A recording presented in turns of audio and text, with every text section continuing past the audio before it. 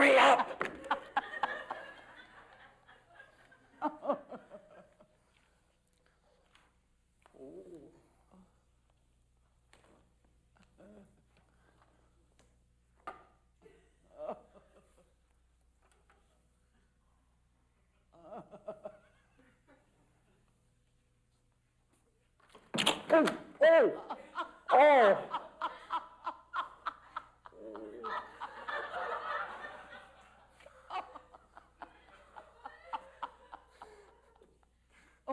Okay.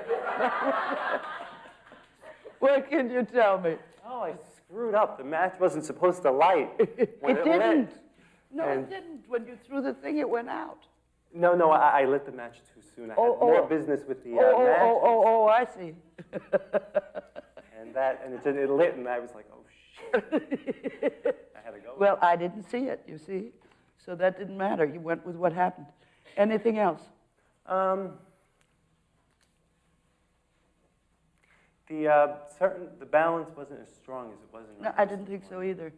By the way, drunkenness is probably the hardest condition in the world to play without indicating and without illustrating.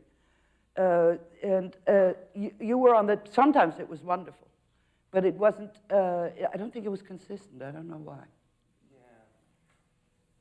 See, what I did was I tried to make it, I wasn't concentrating enough. My head was very heavy. I think what I should have done, now that I think of it, is put it more in my knees. I think so too. Yeah. I think, in other words, the thing is to localize one area, and each person, if you've ever been tight or almost drunk at all, it's the hardest one also because when we're drunk, we don't know what we're doing. So it's hard to be self-observant while you're plastered. But if you go for one area of your body that is out of control, as one of the most suggestible to me when I'm standing is my knees.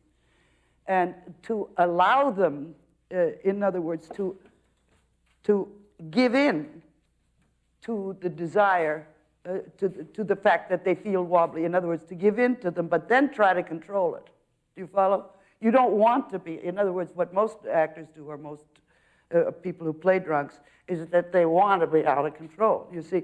Now, if your knees, if you're trying to get ahead and your knees go, you want to straighten up. Then your head starts to carry you back, right? No, but you want the head to be straight.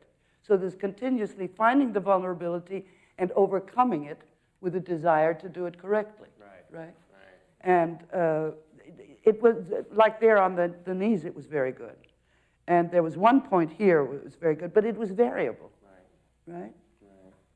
You had a degree of quiet. Right. You had,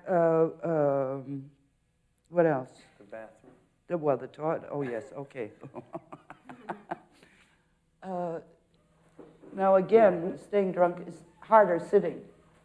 When you sit, it's usually your head that wants to go, that you try to keep straight, you know, and then the attempt for normals. I didn't even do that on purpose, you see. And the attempt to get, and to focus, you see, to get to the right place for this, make sure that that's your cigarette, you know, so that the attempt is for normalcy. Right. Okay, now it's very good. Thank you. Thank you. And then I always say, why do I have to work on the exercise? If I say, I'm going to work on, I'm hired to play, if I were a young man, to play the young man in Bedtime Story by Sean O'Casey.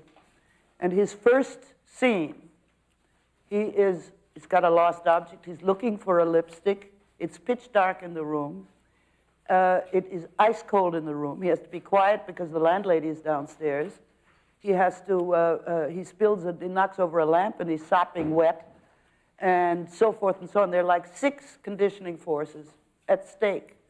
I don't want to, at that point, learn how to stagger conditions and make them real to myself. I want to work on the character. Do you see what I mean? That's one of the glorious benefits of the object exercises, that we so build such reflexes in the reality of behavior that when we come to the part, we can now concentrate on the part. Okay. She's like a force of nature, but she's not like a like a typhoon or anything. She's like the summer coming, you know? You start to realize that it's hot outside, so you take off your jacket. And then it's really hot, and then you gotta take off your shirt, and you hope that your undershirt is okay, you know? And then it gets really hot, and you have to decide whether you're gonna get buck naked or just put a bathing suit on. And you know that if you are not prepared for her, or if you're getting ready to waste her time, it's really not a good idea.